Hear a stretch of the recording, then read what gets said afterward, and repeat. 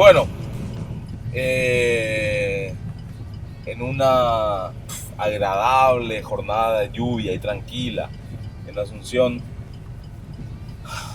nos está cayendo el cielo, porque así nomás lo ve acá cuando llueve, y llueve. ¿No? Vamos a hablar sobre sus proyectos, sobre sus pasiones, sobre su pasado, sobre lo que oculta. Mentira, vamos a hablar nomás con Luis Barrero. Eso es lo que vamos a hacer. Sí, es que viene, ¿verdad? Obviamente, pobre. Está lloviendo un montón. Y por ahí dice que no, que llueve mucho. Mentira, no va a decir eso. Va a venir Luis Barrero. Espero. Y si no, va a ser media hora de programa conmigo hablándole a la nada, porque ustedes no le ven a Joe, a Juan Carlos Bastet, el director de este programa, que tiene la capacidad camaleónica de ocultarse donde uno menos lo espera. No, Lindo día, Mario Ferrero, ¿qué es lo que nos hace? Hace llover. hijo de puta, ¿cómo andás, Diego? Bien, lo digo. ¿Y ese era F? ¿Y tu equipo cómo es? Este es todo el equipo. Este y un director de cámara oculto ¿Qué hace, atrás. maestro? ¿Viste lo que es? Qué maravilla, Porque la tecnología. Qué maravilla, vale, poner. Ponete el cinturón porque si no nos van a multar. Que seguro va a haber un zorro multando a esta hora. Seguro, hijo. Igual nos falta chapa curepipa que nos multen. Zorro de agua. Zorros de agua, sí señor. Che, ¿viste Aquaman? No, Aquaman. La película de Aquaman. Todavía no salió. Salió el Día de la Justicia. Bueno, y vos vas a saber quién es el actor que hace Aquaman. ¿Qué hizo antes de importante? Jason Momoa. Khal Drogo.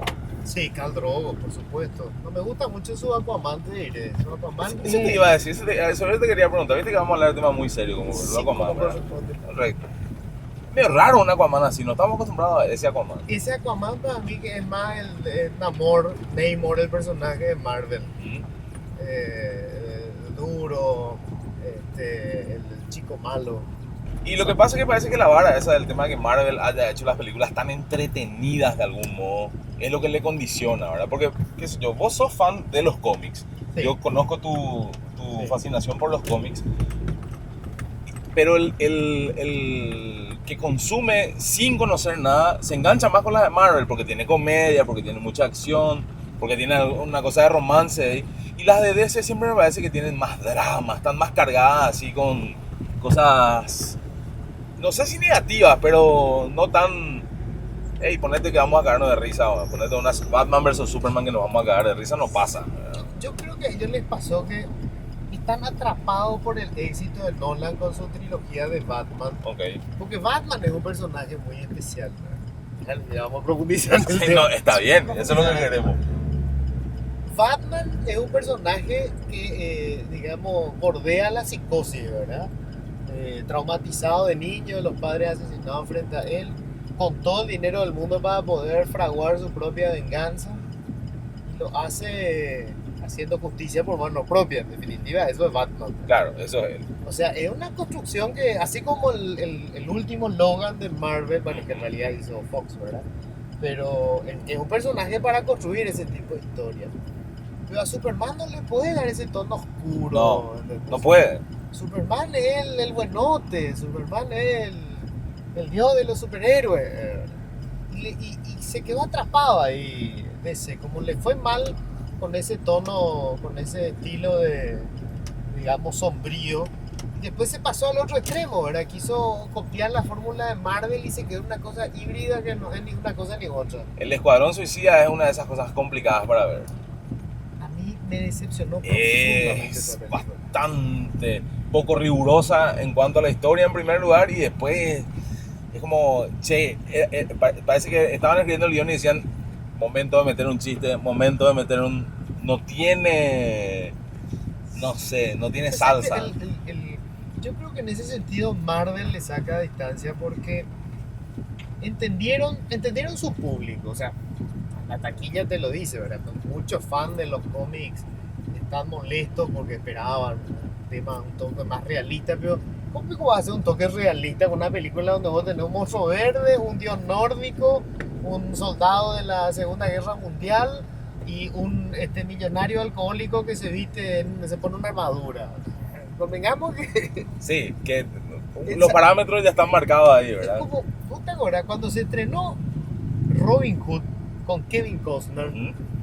yo leí una crítica que decía que no habían explotado el costado social de la historia, porque en definitiva Robin Hood le robaba a los ricos para darle a los pobres y no sé qué. Es Robin Hood, dejate de joder, ¿entendés? No es Hamlet. Sí, Estúpido. Sí. La película era divertida, es lo que vos esperabas si te vas a ver una película de Robin Hood. No quiero yo un tratado social. no es el momento para... No es si el querés, momento. mira un documental sobre lo que quería hacer, lo que nos dijo el poeta, ¿verdad? Pero no, y sí, Eso me pasó a mí con Deadpool, por ejemplo, que... Pero me maté de risa, digo, porque no se toma en serio la película. claro, Ya está clarito, ¿verdad? De qué va la cosa. claro, ¿no? Y tiene ya esas libertades, digamos, de burlarse incluso de sí mismo, de toda la operación detrás, de los propios X-Men, de todo, ya Claro, que estamos... es como el espíritu de la película Cerro Coral. Yo creo que se tomaron el pelo, ¿verdad? No se tomó en serio el tipo y nosotros le tomamos en serio. Che, ¿cuánta gente vos decís que, en porcentaje, de la gente que te escucha todas las mañanas y la gente que te lee en el diario, te ve en el noticiero, sabe que tu fascinación con los cómics y con ese lado de Luis Barrero un poco más? Porque, decime, no es tan habitual, vos decís, ¿quién me cuenta noticias? Un tipo de fanático de los cómics. Claro. Yo supongo que hay unos cuantos ya. A esta altura ya te Lo conocen que unos pasa es cuantos. que yo te juro que en este momento ya a mí me da vergüenza. Antes no me daba vergüenza, ¿verdad? Ponerme. Ahora me da vergüenza porque se convirtió digamos, lo más común. Porque ahora pues, de repente los cómics se pusieron de moda. Claro, todos los chicos lo leen. Era un culto para unos pocos. Sí. Unos pocos éramos los que estábamos iniciados en este culto y sabíamos quién era Stan Lee, ¿verdad? Y era como, no sé, eras masón, ¿verdad? Pero ahora todo el mundo sabe quiénes son. Es más, yo no sabía el esfuerzo que hacía para conseguir un cómic o para conseguir uno de los muñecos que colecciono. Ujú. Era toda una reliquia. Hoy entro a un supermercado y está lleno de los... ¿Entendés? Cambiaron los Me tiempos. fastidiaron el hobby, Sí, viejo. tenés que buscarte otra cosa. Claro, es como que de repente en cada esquina se venda un álbum de los Beatles, le cagan a Mario Ferrero, que nos cagan todos los días todos, ¿verdad? Es tan complicado, Mario, contigo. Sí. Pero, y bueno, cosas que pasan. Pero me parece interesante, de todos modos, descubrir ese lado. Te iba a preguntar sobre eso mismo. Si vos tenés que construir hoy un cómic en Paraguay, Asunción, donde quieras, pero por lo menos en esta zona geográfica del mundo, Sí. dame los antivalores ideales que ya existen para un supervillano. Uf. Nosotros podemos construir villanos deliciosos, porque vos tenés, por ejemplo, todo el mundo del AMPA es fascinante. Es más, hemos tenido personajes reales que si vos lo llevaras al cine, por ejemplo, hace poco se dio la muerte de Yacarepó. Sí, el líder de la banda, que ya era el hijo. El hijo ya era. Sí. Bueno, Yacarepó, por ejemplo, cuando se murió, lejos, no sé, tenía menos de 30 años. Había una caravana, parecía Claro. la procesión de la Virgen. Sí. ¿verdad? Él era un asesino, Sí. mataba gente, ¿verdad? Hasta el cura tuvo. Había cura en la procesión. Y creo que él ayudó para construir la iglesia. Claro. Puso plata para la escuela, estuvo el director del colegio público, estaban todo. Es fantástico, esos villanos son fantásticos. Esos delincuentes con conciencia social. Claro, porque esos pues son los villanos complejos, ¿verdad? No el malo malote. Claro, el malo más malo de todo es fácil, ¿verdad? Sí. No, el malo complejo, ¿verdad? El malo que tiene un argumento, ¿verdad? ¿Por qué? Y después está el otro bueno, Oscar González Wagner. Tengo el dibujo en la cabeza, ¿qué querés que Déjate te de diga? joder. Sí. ¿Entendés? El mafioso del peluquín, es Sí, fantástico. El mafioso del peluquín. Es fantástico. Y si tenés que poner por otro lado valores para crear ese superhéroe que pueda combatir, ¿cuáles serían? O sea que a mí hay personajes que me seducen de la literatura. Por ejemplo, el padre Brown, Chesterton. El padre Brown es un cura católico, sencillito, gordito, simplón. Ujú. Nadie apuesta a 2 chelines por él. Pero aparece siempre involucrado en crímenes y él termina resolviendo el caso, ¿verdad? Es el Sherlock Holmes Ok. de Chesterton. Es una delicia porque es la contracara de Holmes, ¿verdad? Porque Holmes es un genio, pero además sabe que es un genio y le encanta que los demás se enteren. Claro, que es un muy genio. ególatra. Exacto. Bueno, ¿quién podría ser un personaje así, verdad? Yo conozco algunos que tienen esa mansedumbre, parece, pero que en realidad no son para nada pasivos, ¿verdad? Claro. Que van a actuar. Bueno, ese es un personaje que me parece delicioso. O siempre yo me imaginé.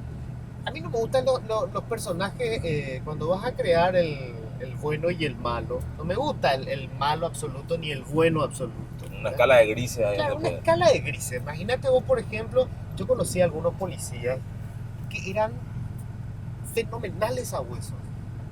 Brillantes eran porque conocían el modus operandi, Ujú.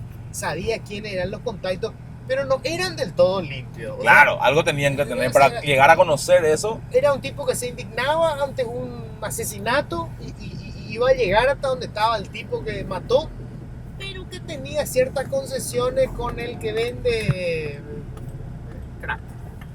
¿Verdad? Porque bueno, el tipo le conocía del barrio, se quedó sin laburo y ese es el conchavo que consiguió. Hay pues una cuestión muy ambigua ahí, ¿verdad? Lo cual no significa que vos necesariamente defendés esa ambigüedad, No, por pero supuesto, es real, pero es humana. claro, te hace sentir que esa persona es real. Yo te diría que me hice esta pregunta varias veces. Si acá existiese un superhéroe, lo que va a tener es el valor de pasar desapercibido siempre, ¿verdad? Porque no conocemos gente de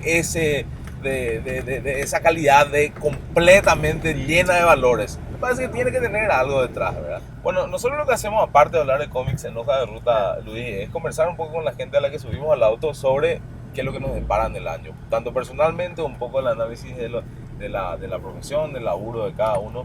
A nosotros nos dijeron, teníamos que, creo que mañana grabamos, por cierto, con Ana Livieres, y después dijo Luis Varelo puede a las 4 y dije, no era la muñequita que yo esperaba, perdón por el Sí. chiste fácil, pero tenía que entrar ahí. ¿Qué te Ok, espera me bajo para acá. este año? Sí, no te puedes bajar porque está lloviendo. Sí, agradecer que... Entonces, sí, solamente por eso, si no terminaba acá abruptamente la entrevista. Paréntesis, te iba a decir, se ha contado miles de veces, pero no se tiene que contar la anécdota de por qué todavía hay gente que te dice muñequita. Qué notable, che, qué notable.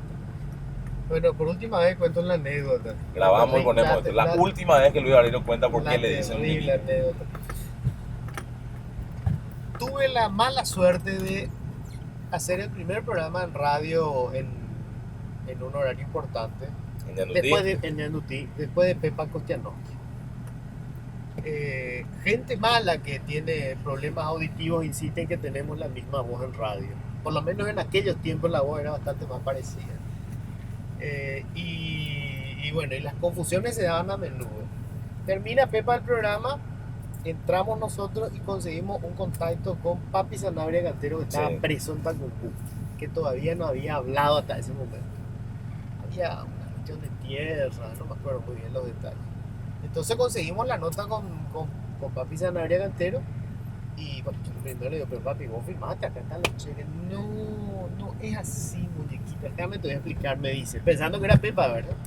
Y por supuesto yo le digo, no, papi, te estás confundiendo, no, déjame, muñequita, no me estoy confundiendo, espera, papi, espera, muñequita, déjame, no, papi, escúchame, papi, muñequita, duró como 15 minutos.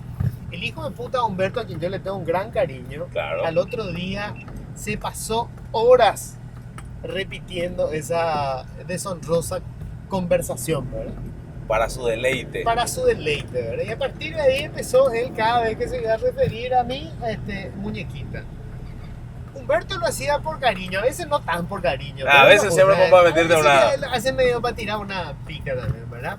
Pero después ya los detractores cada vez que quería, porque eso funciona así en Paraguay, ¿verdad? Si vos querés notar contra alguien, pues lo primero es que tenés que intentar menoscabar su masculinidad. Entonces, qué mejor que tratarle muñequita, ¿verdad? Sí, a mí me encanta que siempre que a vos te nombran en los periódicos o lo que sea, cuando va Luis Varelo sé que te quieren, cuando ponen muñequita sé que alguien que te quiere pegar algo.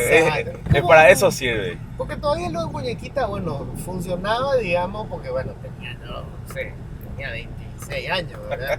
Está bien, la voz fina, qué sé yo, bueno, pero ahora viejo, soy casi un viejo de 47 que tiene la voz fina, que le va a hacer, ¿verdad?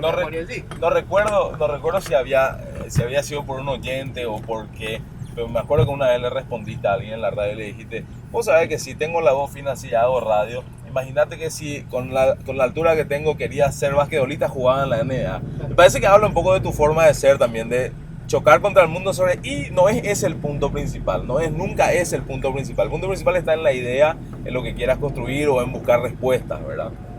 Sí, mira, a ver, Paraguay no es un país fácil, es un país complicado, es un país culturalmente complicado, para hacer algunas cosas, ¿verdad? Entonces, la verdad es que yo me cago de risa del asunto. Primero porque a esta altura de mi vida no tengo más ninguna inseguridad sexual, ¿verdad? Imagínate si me voy a preocupar porque Olvídate. de verdad te traten de gay o lo que fuera, porque no sé. Yo creo que si fuera gay a esta altura sería, pero brutalmente gay. Sí. ¿Entendés? Estaría frente de las campañas y es más, y salía la foto con mi marido, con mi novia en todas partes, ¿verdad? Y váyanse toda la puta. Vos sabés que siempre en el tema de los superhéroes yo pensaba que está ese fenómeno más barato que los superhéroes, que es el de la lucha libre. Ajá. Viste que en la lucha libre también está el villano y el héroe. Claro. Pero lo que pasa es que por el camino el villano se va a hacer héroe en algún momento y después volver a ser villano. Y al revés, nosotros somos como sociedad mucho más parecidos a los consumidores de lucha libre que de otra cosa. Cierto. ¿Verdad? Porque de repente le queremos mucho a alguien y después le terminamos odiando, ¿verdad? Por lo que decía el aborto, por ejemplo. Hoy estaba leyendo una crónica muy buena publicada en Cultural que decía que solo el año pasado en los registros de salud pública hay 9.000 casos relacionados de lesiones que sufrieron mujeres durante un aborto clandestino. Clandestino. Entonces eso te tiene que llevar al debate. Yo no te digo aprobar ni rechazar ahora, pero discutirlo, ¿verdad? Claro. No podés permanecer en el silencio nomás con esto como que se sigan muriendo las chicas y qué sé yo, ¿verdad? Pero eso es lo que es tan complicado en Paraguay, ¿verdad? Discutir racionalmente algunas cosas, ¿verdad? El aborto, o sea, cuando te dicen que fulana es abortista, no es que ninguna mujer quiere abortar, convengamos, o sea, para empezar es una intervención, digamos, compleja, porque tiene Pone su en riesgo su complejidad. vida. Y aparte, digamos, invasiva, caramba. O sea, es una cuestión muy jodida, no es que quiera. O sea, son abortistas como si fuera un deporte, ¿me entendés? Ah, me voy a embarazar para poder abortar. Pero vos tenés una realidad que es eso, ¿verdad? Y la mayoría de las víctimas son mujeres pobres. Porque las mujeres con recursos económicos, muchas de las que forman parte de estas organizaciones, confidencial, cuando se le embaraza a la hija le practican un aborto en un hospital de primera, porque abortos se practican en todos los lugares, no es solamente o sea, clandestinamente, pero no solamente en hospitales clandestinos, ¿verdad? No solamente en hospitales clandestinos. Entonces, bueno, caramba, es una cuestión de analizar la cuestión y decir, bueno, espera un poco, ¿qué hacemos con esto? No se trata de impulsar, es más, hay cuestiones bien complicadas que se debaten en el mundo. Por decirte, hoy vos sabés que con una prueba de ADN de una mujer que esté en los primeros meses de embarazo, puedes saber si tiene ciertas afecciones. O sea, está identificado el gen que produce, por ejemplo, algunas enfermedades como, ¿cómo se llama? Esto de lo que se operó hace poco, se tuvo que hacer un trasplante de pulmón, el Puma Rodríguez. No tengo ni idea médicamente cómo se llama, pero entiendo el punto. Es una enfermedad terrible, degenerativa, ¿verdad? Bueno, está identificado el gen. Bueno, hoy se sabe, por ejemplo, que el síndrome de Down es porque tiene un cromosoma más. Entonces, vos podés saber quién decide si igual esa mujer va a seguir con ese proceso donde va a dar a luz una persona que va a tener serias limitaciones. En muchos casos, inclusive, son enfermedades que llevan a la muerte en pocos años, inexorablemente. Sí. ¿Verdad? Entonces, bueno, ¿quién toma la decisión? El Estado toma la decisión y dice, no, señora, usted tiene que dar a luz a ese hijo que se va a morir a los 3 años. En Estados Unidos hay un juicio famoso que le hicieron unos padres a al médico que les trataba porque tuvieron una hija que nace con una enfermedad degenerativa, es una enfermedad genética, y a los pocos meses muere en una situación de muchísimo dolor. Se vuelve a embarazar la mujer. Se hace una prueba de ADN y los genetistas le dicen sí, el gen está. Hay un 90% de posibilidades de que efectivamente se presente la enfermedad. Y el médico que les trata le dice no, que no es cierto, que eso no está definido todavía y que las posibilidades son mucho menores. Tienen a la beba, nace con la misma enfermedad y muere de manera atroz 4 meses después. Bueno, ellos descubren que el médico es militante de la causa y terminan demandando porque él tomó la decisión. Claro, él tomó Por ellos la decisión, no la tomaron ellos. Es un tema complejo. O sea, hay que partir de que hay posiciones contradictorias y todas tienen buenos argumentos. Por supuesto. Pero no debatir es un absurdo. Absolutamente, y nos pasa muy frecuentemente eso. Sí, y decime una cosa, ¿cómo compaginas el estar todo el día en la radio, el tener que comerte todas las noticias en la tele, el escribir para el diario y de repente, así medio de sorpresa, sacar un libro? Porque a mí me pasa eso contigo, de repente, mira, Luis Orellana sacó un libro. Y a veces son compilados y a veces historias que se te ocurren, a veces cosas que vas narrando como... Porque tenés familia aparte, no son lobos solitarios que... No, por supuesto. O sea que... Yo te digo que estoy tomando nota, sí. Esta pregunta es más... Le robo tiempo al tiempo. No es fácil porque escribir supone un esfuerzo, pero es lo que me apasiona. O sea, si yo, no sé, mañana le da un patatús a Bierzi, a Carter o a su colillo y deciden por alguna cosa extraña dejarme todo. Dejo todo y me dedico a escribir. Por ahí hago radio de vez en cuando, ¿verdad? Y nada más. Y me dedico a escribir. A mí me fascina, me encanta escribir. O sea, sobre todo me parece un desperdicio tantas historias que tenemos que no se escribieron. No sé, por decirte, la historia de HDD. Humberto Domínguez. Un personaje único. Es fascinante la historia de ese hombre, ¿verdad? Bueno, necesitas tiempo para poder armar esto y escribir la historia, ¿verdad? A mí me encanta, me busco los tiempos. Llevándote al otro lado otra vez del inicio de la conversación. ¿Vos no crees en Dios? ¿O crees en algo espiritual? No, yo no creo. Yo no creo en nada más allá de lo material. Y te llega a hacer ruido la historia últimamente popularizada por Elon Musk de que estamos todos viviendo una simulación nomás.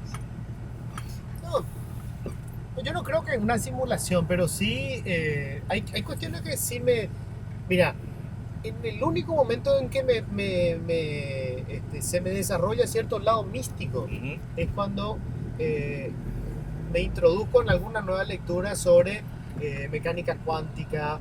A mí me fascina y bueno, allí sí vos tenés, por ejemplo, hipótesis bastante sólidas que te pueden hacer suponer, entre otras cosas, que hay un multiverso, o sea, que esta sea una versión de las infinitas versiones de esta misma realidad, porque eso, o sea, a ver, te lo digo en términos muy crudos, pero básicamente lo que hoy sabemos es que a nivel subatómico un electrón está en varias partes a la vez.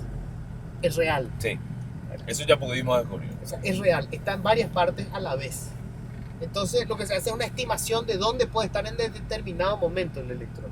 No se puede explicar, no hay una explicación lógica, pero sabemos que funciona así.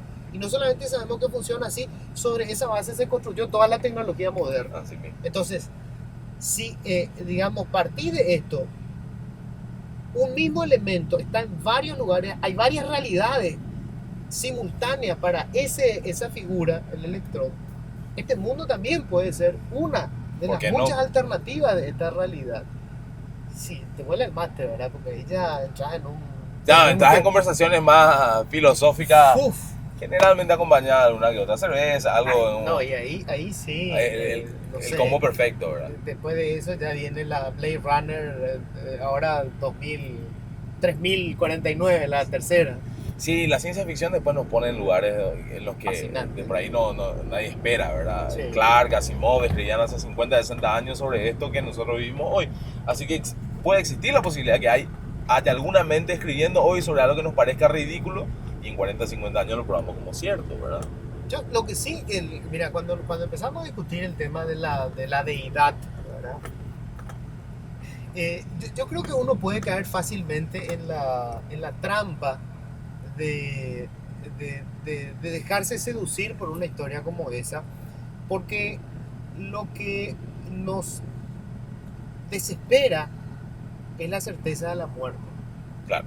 El fin. O sea, suponer que mi conciencia, esto que yo veo, observo, siento, se va a acabar. Se va a acabar y se va a acabar. Es nunca más. Es terrible. O sea, aceptarlo es muy Así difícil.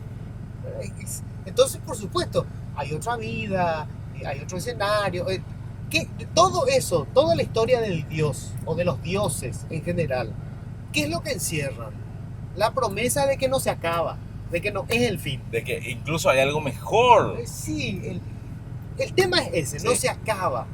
Porque no queremos asumir que se acaba. Hace poco había un ejercicio con una computadora con inteligencia artificial a la cual le preguntan cuál es el objetivo de la vida y responde para miedo de muchos, inmortalidad.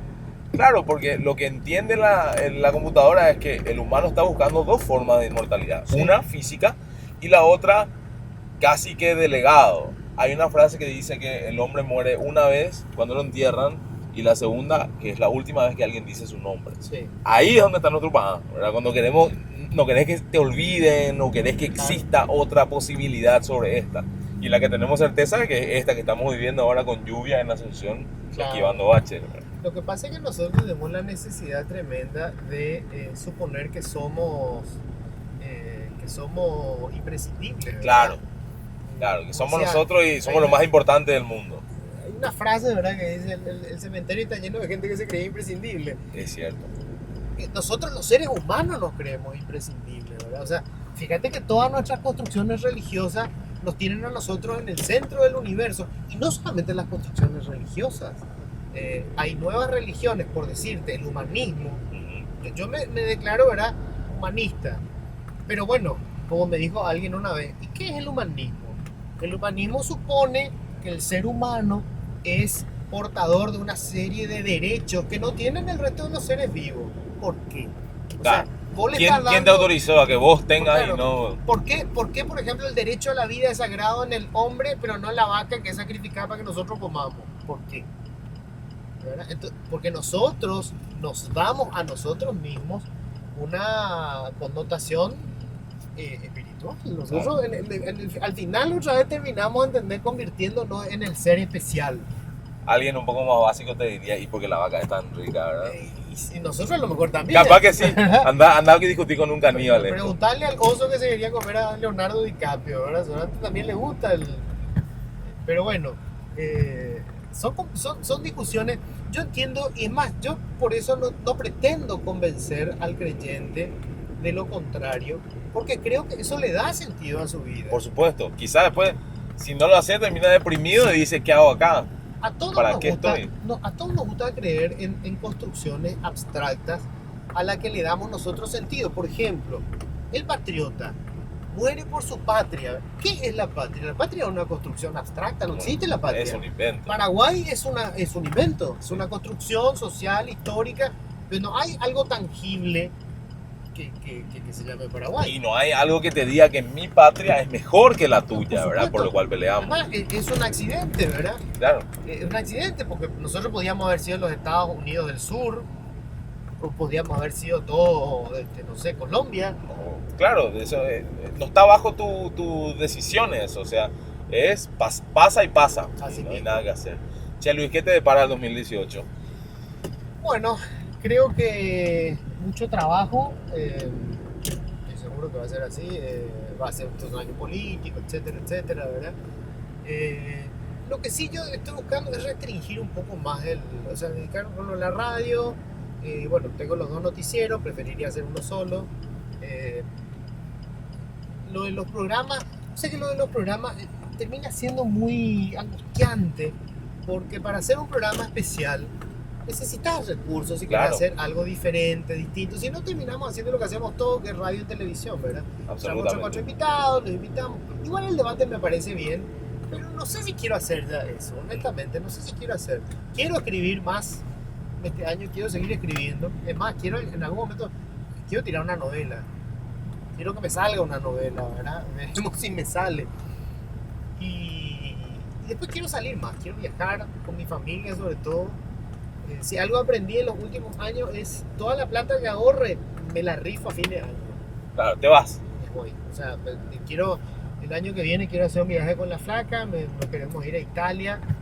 Y ahora hasta ahora lo único que tengo es la intención, no tengo un puto peso partido por la mitad para el viaje. Es temprano igual. Pero, y sí, estaba pensando en robar una casa de papel. Es una buena idea. Pero... Podrías escribir sobre eso, vendérsela a Netflix ¿Verdad? y después te vas de Qué viaje. buena idea, robar el Banco Central, por ejemplo. Pero... Esa idea la tienen unos cuantos. No, de hecho ya se nos adelantaron, o sea, ya llegamos tarde en eso. Ya lo hicieron varias veces. Bueno, Luis, gracias por tomarte la tarde, venir a hablar un rato sobre cómics y otras cosas. Un placer, caballero. Un verdadero placer. Un gusto. Dale, Luis che. Vareiro pasó por Hoja de Ruta.